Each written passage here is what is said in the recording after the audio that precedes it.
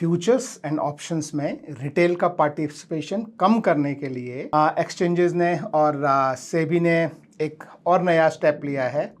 और ये स्टेप है कि लगभग 1000 से ज़्यादा शेयर्स जिन पर पहले मार्जिन दिया जाता था, उनका मार्जिन धीरे धीरे करके अगले 3 से 4 महीने में पूरा कंप्लीटली ख़त्म कर दिया जाएगा।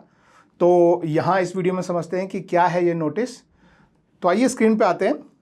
तो ये देखिए, ये NSE क्लियरिंग हाउस का ये नोटिस है और ये नोटिस का नंबर वगैरह आपको यहाँ पे दिख जाएगा। ये मैं नीचे डिस्क्रिप्शन में भी मैं लिंक कर दूंगा। इस नोटिस में जो है वो नया वो आया है, नए रूल्स आए हैं कि किस स्पेसिफिक रूल्स के हिसाब से अब आप शेयर प्लेज कर पाएंगे।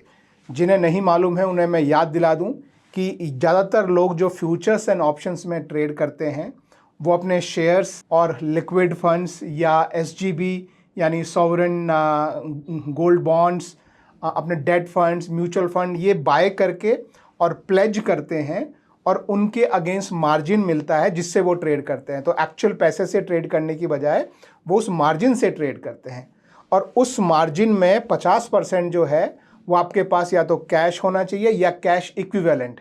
कैश इक्विवेलेंट मतलब वो मार्जिन जो आपको लिक्विड फंड या SGB प्लेज करके मिलता है, तो वो होता है आपका कैश इक्विवेलेंट। तो 50% आप वो यूज़ कर सकते हैं और 50% पैसा आपकी FNO ट्रेड में आप वो यूज़ कर सकते हैं जो मार्जिन आपको मिलता है आपके शेयर्स या म्यूचुअल फंड प्लेज करके। तो ये जो सेकंड वाला पोर्शन जो 50% है, उसमें बहुत सारे शेयर्स थे पहले जो आप प्लेज कर सकते थे।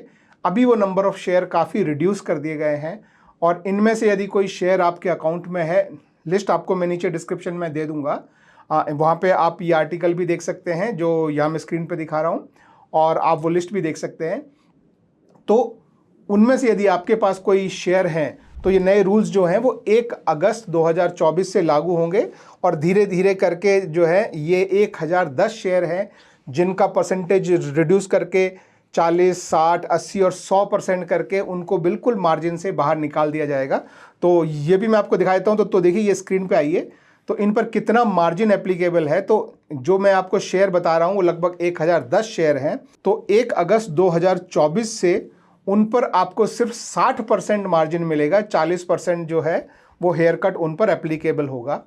1 सितंबर से वो हेयर कट बढ़कर 60% हो जाएगा। हेयर कट मतलब होता है कि अगर आपका कोई 100 रुपये का शेयर है और उस पर 20% हेयर कट है तो यानी आपको 80 रुपये का मार्जिन मिलेगा। उस 80 रुपये से आप फ्यूचर्स एंड ऑप्शंस में जो है वो ट्रेडिंग कर सकते हैं। तो ये जो है ये अभी 1 सितंबर से 60% हो जाएगा आपके लिए, यानी आपको सिर्फ 40% उस पर मार्जिन मिलेगा। और 1 अक्टूबर से वो 80% हो जाएगा, यानी आपको सिर्फ 20% ही मार्जिन मिलेगा उन 1010 शेयर पे।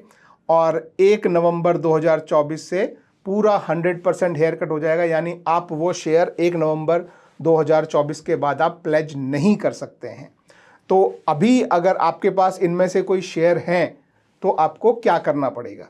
पहली बात, अगर आपने फ्यूचर्स एंड ऑप्शंस में पोजीशन ली हुई है तो आपको या तो उन पोजीशन में थोड़ी सी न्यूट्रल हो या बेनिफिट हो या लॉस भी हो, तो भी या तो उन पोजीशन को आपको धीरे धीरे आपको कट डाउन करना पड़ेगा और इन मार्जिन के अंदर लाना पड़ेगा, या आपको कोई और दूसरा इक्विटी यानी कि शेयर्स या म्यूचुअल फंड जिनमें आप इन्वेस्ट करना चाहते हो वो इन्वेस्ट करके और एडिशनली वो प्लेज करना पड़ेगा जो इन 1010 शेयर्स की लिस्ट में नहीं है। या तीसरा है कि आप अपने अकाउंट में सिंपली कैश एडिशनल ऐड करके रखें।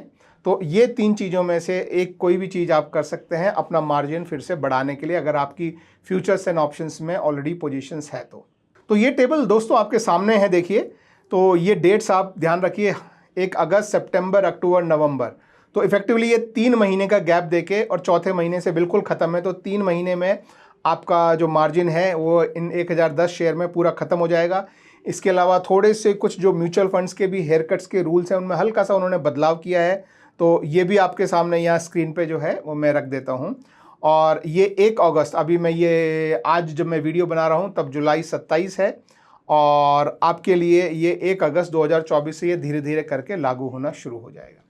आपके बारे में इसके क्या कमेंट हैं? क्या ये सेबी और एक्सचेंजेस जो ये स्टेप ले रहे हैं कि रिटेल FNO में कम ट्रेड करें, ये आपके हिसाब से सही है या गलत है? सबके अपने अलग व्यूज़ हो सकते हैं।